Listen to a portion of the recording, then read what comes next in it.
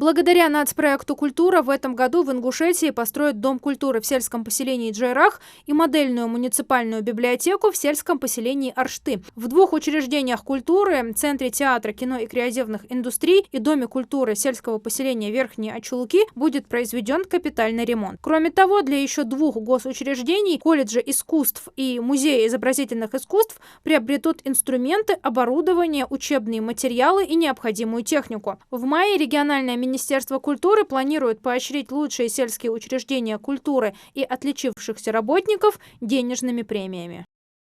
В текущем году Ингушский государственный университет примет участие в эксперименте по переводу в электронный формат студенческих билетов и зачетных книжек. В ИНГУ рассказали, что внутренняя система вуза готова к интеграции в проект Минобрнауки и Минцифры. В оцифрованной базе данных содержится вся необходимая для этого информация. Успеваемость учащихся, данные о переводе с курса на курс и другие сведения. Цифровизация студенческих документов не только облегчит доступ к информации об учащихся для структурных подразделений университета, но также сыграет существенную роль в обеспечении прозрачности процессов. Напомню, постановление на проведение эксперимента подписал председатель правительства Михаил Мишустин. Его проведут с 25 апреля 2024 года по 31 декабря 2025.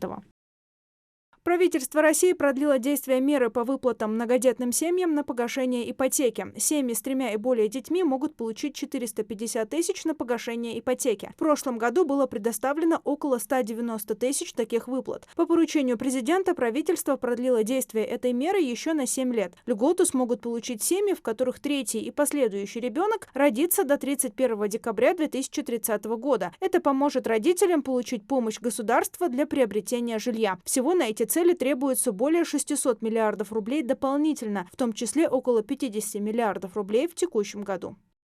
В Сунже начато строительство сквера в честь столетия образования ингушской государственности. Работы ведутся в рамках нацпроекта формирования комфортной городской среды. В ходе голосования территория благоустройства выбрана с учетом предстоящей знаменательной даты. Общий проект включает в себя установку современного освещения, скамеек, урн, строительство велодорожки и постамента к столетию образования ингушской государственности.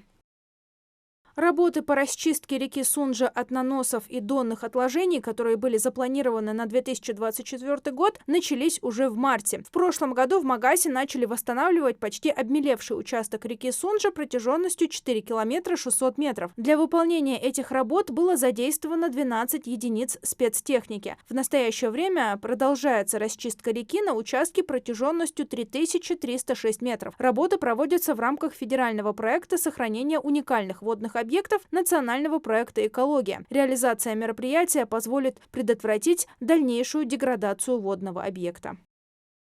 В Орле завершился чемпионат России по армрестлингу, в котором приняли участие порядка 400 спортсменов из 49 регионов России. Сборная Ингушетии выиграла 9 медалей – 4 золотые, 4 бронзовые и 1 серебряная. В весовой категории до 90 килограммов Тимурзиев Ибрагим завоевал 2 золотые и 1 бронзовую награды. Баркинхоев Адам в категории до 110 килограммов выиграл 2 золота и 1 серебро. В категории свыше 110 килограммов бронзовым призером стал Чумаков Хамид. Яндиев Саварбек завоевал 2 бронзы в весе до 100 килограммов. Тренирует спортсменов президент Федерации армрестлинга Ингушетии Хусен Катиев. Общественно-политической газете «Ингушетия» сегодня исполняется 31 год. 24 апреля 1993 года в свет вышел первый номер издания. Тираж газеты – 3000 экземпляров. В арсенале редакции больше 20 рубрик. Задача – охватить все, и она остается неизменной с момента основания газеты «Ингушетия». Коллектив газеты ежедневно ставит перед собой задачу – оперативно и достоверно освещать актуальные события.